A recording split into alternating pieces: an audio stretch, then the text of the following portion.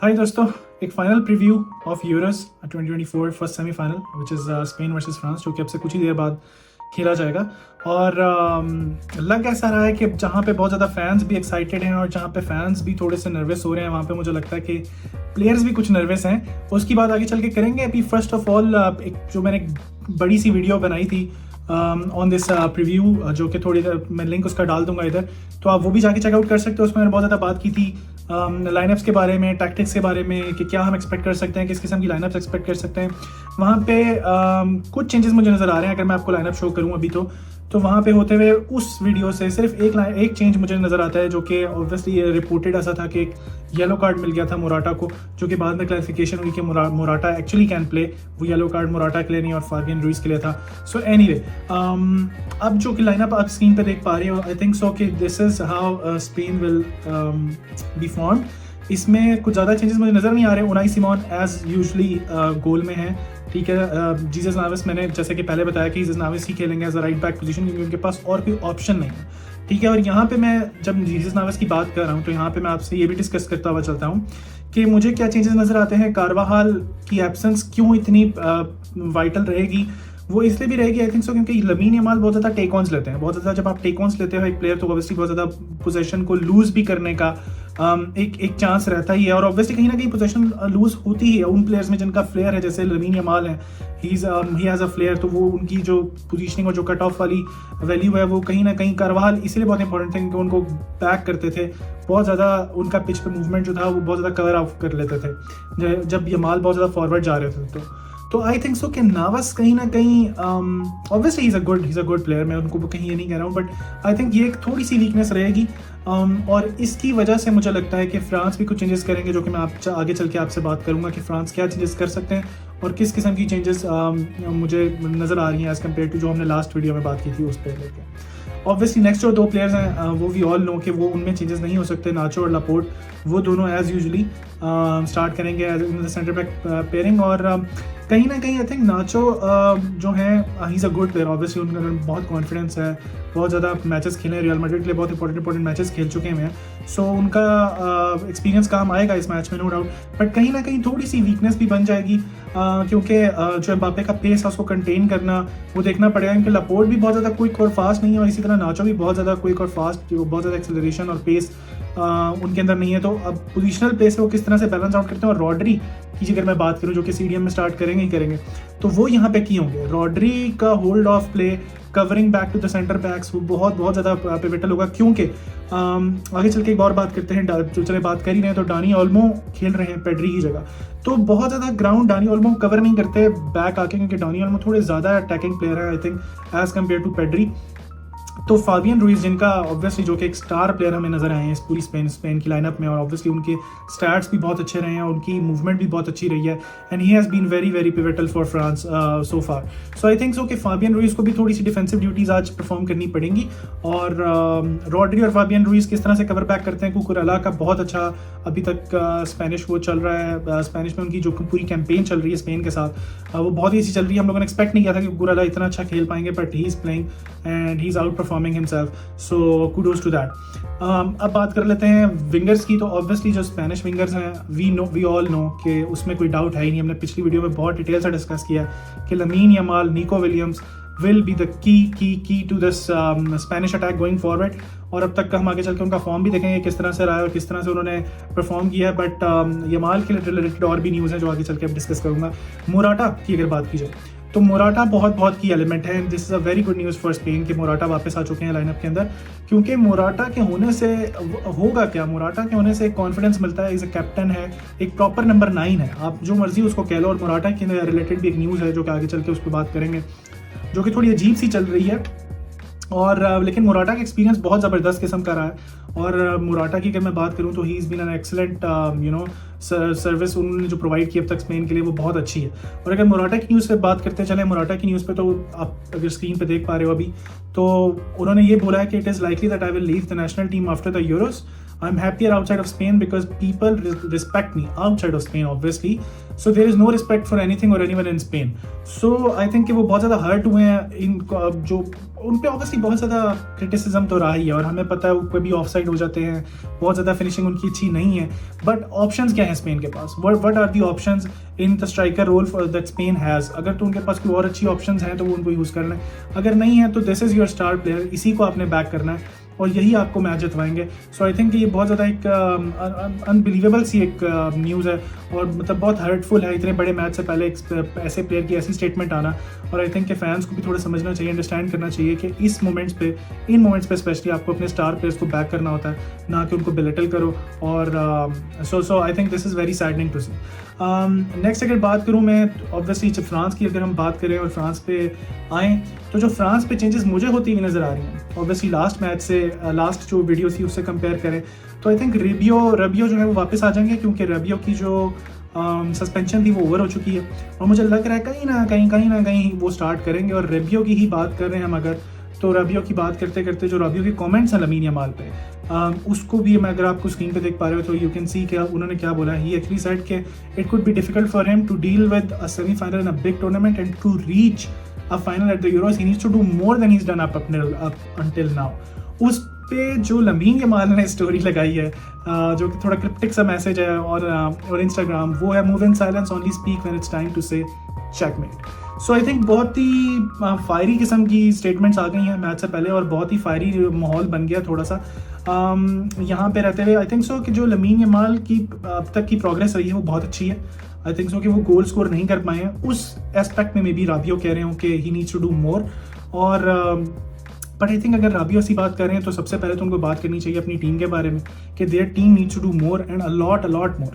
ठीक है, open place अब तक स्पेन ने कोई गोल नहीं स्कोर किया. ऑब्वियसली एक और अच्छी बात यह कि उन्होंने कोई गोल कंसीड भी नहीं किया है, which is a plus point for them. But again अगर आप बात कर रहे हो नीड्स टू डू मोर की, तो आई थिंक आपकी पूरी टीम को ही नीड्स टू डू मोर करना है. और स्पेशली इस मैच में जो कि की मैच है उसमें आई थिंक सो जो प्लेयर जिनको बहुत ही ज़्यादा करना पड़ेगा वो है Mbappe.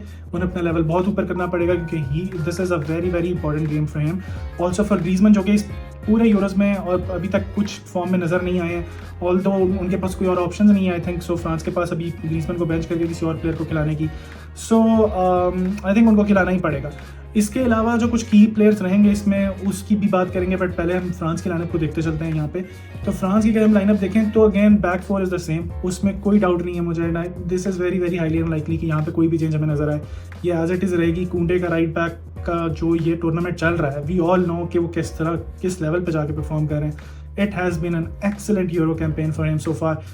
Saliba, Upamecano, solid at the back. Theo Hernandez killing it. ठीक है, with pace, with everything.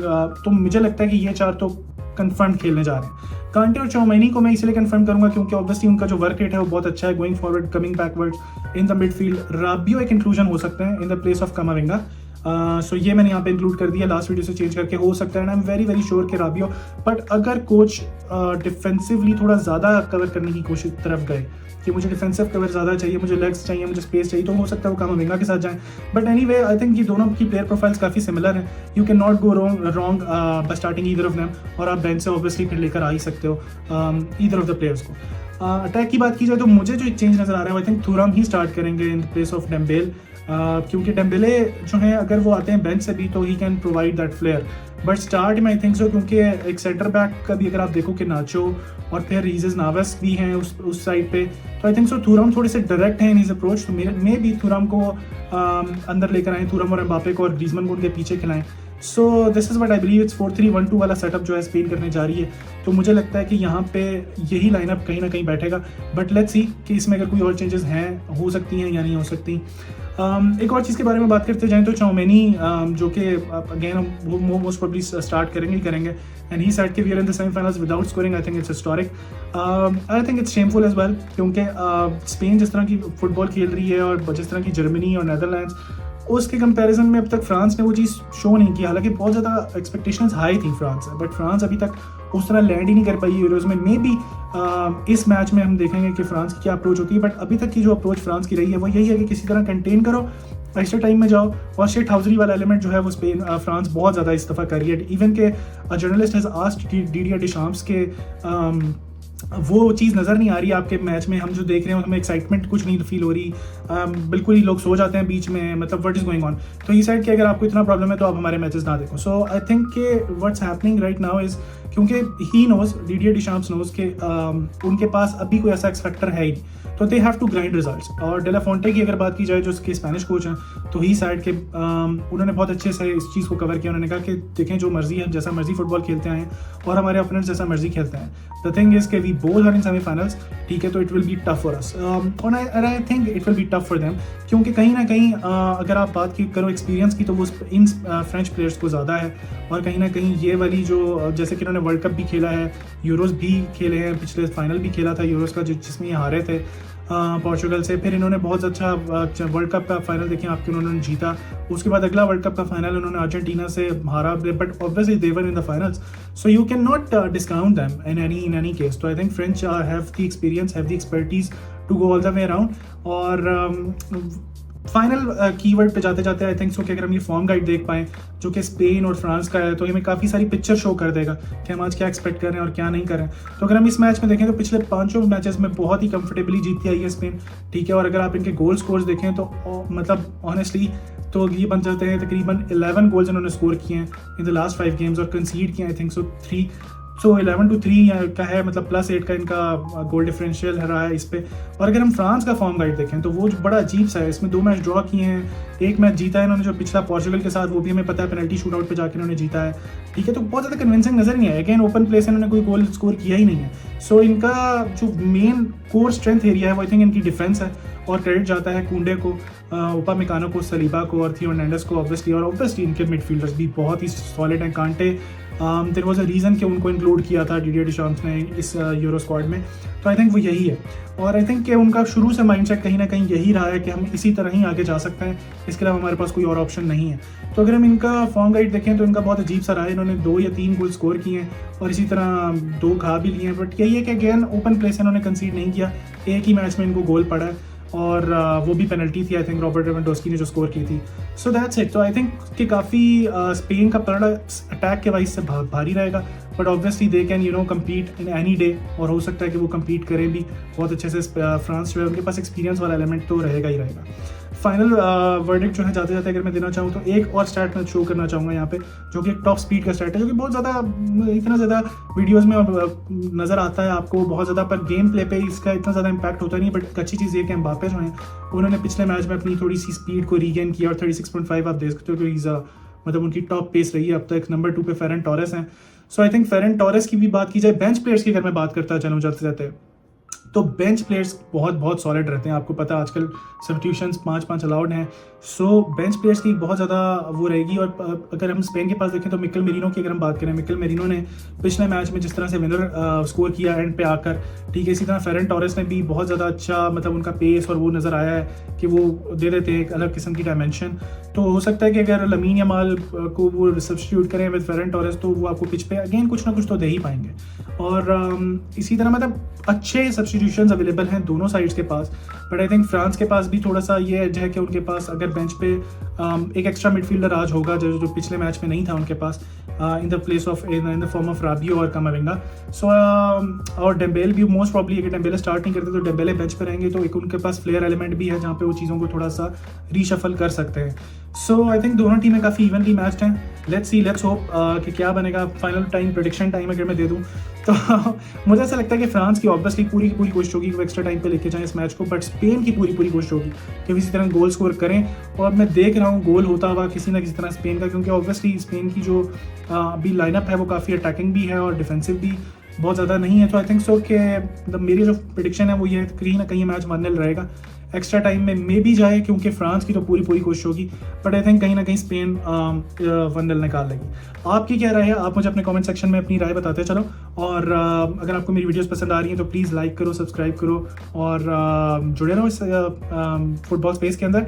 और मुझे कमेंट्स में प्लीज़ अपनी लाइनअप्स, एक्सपेक्टेड लाइनअप्स, कुछ चेंजेस, कोई चीज़ जो मैं आपको अच्छे से नहीं समझा पा रहा हूँ, कोई भी suggestions, anything like that you want to mention in the comment section, please do mention in the comment section and see you in the next videos. Take care, cheers, bye bye.